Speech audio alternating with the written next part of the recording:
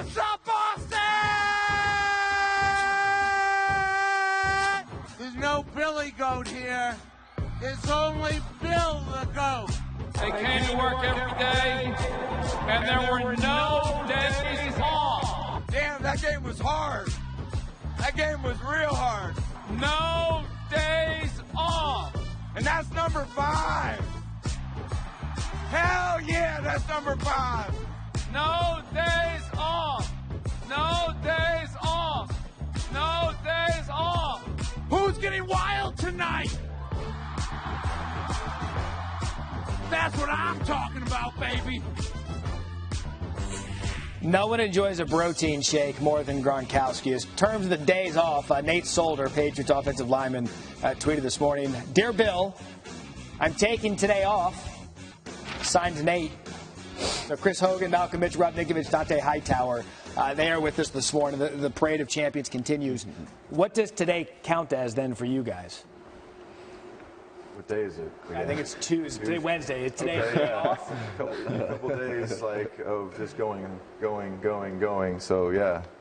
Today's a day off. In terms of numbers, what's gone on more since the Super Bowl? Consumption of beverages or hours of sleep, Hogan? I'm going to go with hours of sleep. You've had more hours of sleep than you have beverages. No, I haven't had any hours of sleep. Oh, none? Yeah. What about you? Definitely beverages. Beverages, then I know your answer. You saw my picture. Yeah.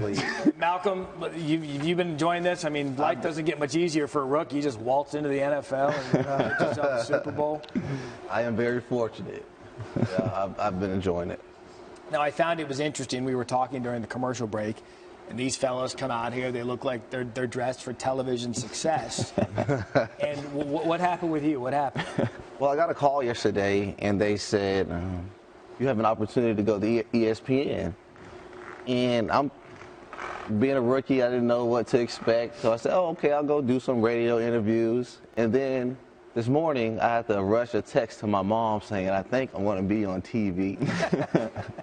You might want to tune in. So hopefully I'm not letting her down. Well, I'm glad that you came to ESPN and you were going to be on TV and not just radio, because we do the television thing.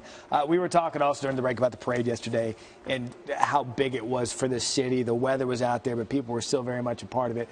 What was your favorite part of yesterday's parade? Well, I think just the whole experience.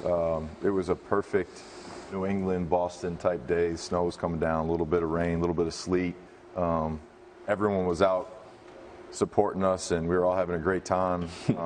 It was just, the whole thing was an amazing experience. And I had asked you where it ranked with some of the other ones. What did you say?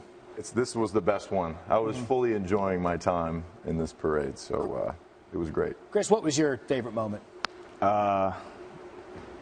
Just being on that float when we got out there right away and just seeing all those people. I mean, I saw some people. I did an appearance at Modell's later that night, and people were saying, we got up at 6 o'clock in the morning to get front row spots, and they waited soaking wet in the rain for hours. I mean, it was crazy, man. Those fans it was awesome. Just the entire day. It was really cool. I'll tell you your experience. I'll be the first to say that I did not partake in the parade. No. Did not. I do have one thing that I can say. There was a guy that climbed up on the float. He climbed up there, and he had a tattoo right on his hip of Chris Long, 95. Wow. Yes. That's a whole other level. I took a picture. I put it on my Instagram. You can check it out. But I was like, just to go this guy got a tattoo on him of Long, 95. It's like, okay. Maybe he did that after the game. He was so excited and inebriated. I guess. One of the big things about the parade yesterday, of course, was Gronk, and it was impossible not to see this and know that he was just having a real big time. Hey, Boston! Who's getting wild tonight? I wasn't even planning on going that crazy, but the fans were asking for it. People in the stands have their shirts off, going ham, extra ham, and I brought what they wanted. I partied for them. Chug beers for them. I had to.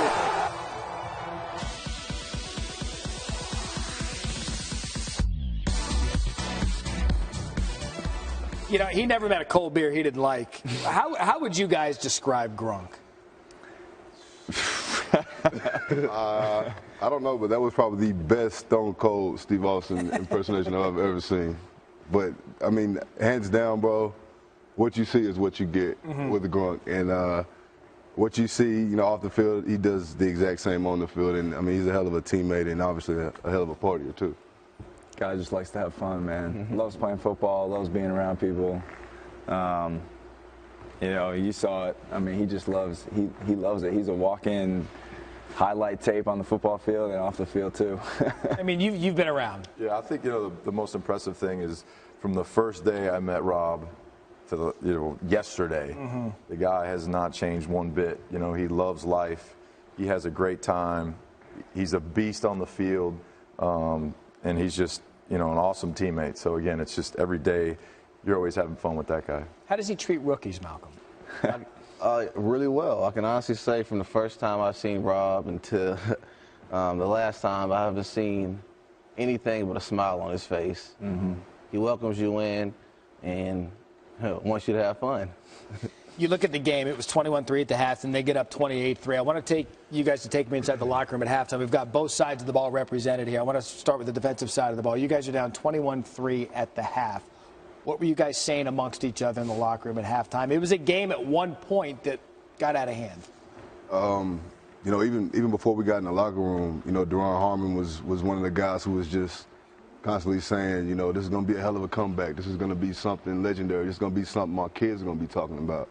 So, you know, just going into the locker room, you would think there would be a lot of chaos, a lot of panic, a lot of yelling, a lot of, you know, guys pointing fingers. And, you know, that wasn't the case. I mean, guys, we came in, we knew we didn't play well. We knew what we messed up on, what we needed to fix. And, you know, Matty P, Josh, Joe Judge came in there and Bill, and they drew up what we needed to do. And, I mean, guys sat down, we was ready to go. And, I mean, the rest of it was history. You've been a part of championship teams. How much of that mindset was in the locker room when you guys were in a game that was 21-3 at the half? Well, I think we just, you know, we had a lot of confidence in each other. We came in at halftime and knew that we didn't play our best football in that first half. And really just the confidence that we had with each other and knowing that we're going to make the corrections. We're going to go out there and play the second half as hard as we possibly can, empty the tanks, have nothing left. And we knew that if we did that, we'd come out on top. And, you know, we broke down before we went out at half. Yep. Usually we don't break down, we just go out. But we broke it down because we knew that we're going to go out there and we're going to make something happen.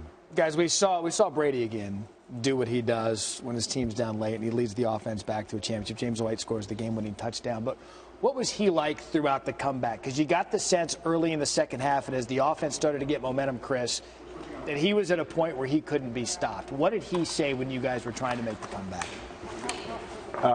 You know, he came up to a couple guys, and he just said, he looked at me. I mean, one time he said, you know what, I'm gonna need you guys to make some plays, you know. And, I mean, that's what we had to do that entire second half. We just had to go out there and make some plays. You know, the defense came up huge for us, you know, making stops, and we were able to score. And, you know, we came in at halftime, you know, not a lot was said. There wasn't really a big rah-rah speech or anything like that. I know Julian was telling a lot of guys, you know, this is going to be a story, you know, that we're going to be able to tell a lot of people about. You know, it's going to be one heck of a story. It's going to be a great comeback. You know, we just had to go out there, you know, play the best 30 minutes of football that we had left in the season. And, you know, that's what the guys did. I mean, you know, like Rob said, I mean, we had all the confidence in the world. I mean, we had Tom, you know, the greatest quarterback, you know, with us. He had all the confidence in the world in us, and that's really all we needed. You know, after that, you know, we just had to go out there and play good football. Malcolm, you're a rookie. You've got perhaps the greatest quarterback of all time, and you're in a situation where you're watching him lead your team back to win Super Bowl 51. What was going through your head? I think being a rookie, not having that experience in any game such as that one, I immediately turned to the leaders such as these three and just tried to follow their lead. Everywhere I looked, nobody had their head down. Nobody lost their confidence. So I just followed along, and I believe just as my leaders did. Rob, you've been around Boston, you've been around the Patriots. We knew the storyline coming into the season about Deflategate, Tom sitting out for the first 4 games of the season. You yourself had a suspension for the first 4 games of the season. You guys have said all the right things leading up to the game, but I wonder how much more did this one mean because of everything that had gone on before? Well, you know, I think that this year there was definitely challenges and obstacles, but like every year in an NFL season, there's always going to be things that come along that you're not ready for, and those things test your character, but they also, you know, make you a better person in the long run. So again, just learning from experience, building on your character, and everyone coming together. I think that's what made this team so special.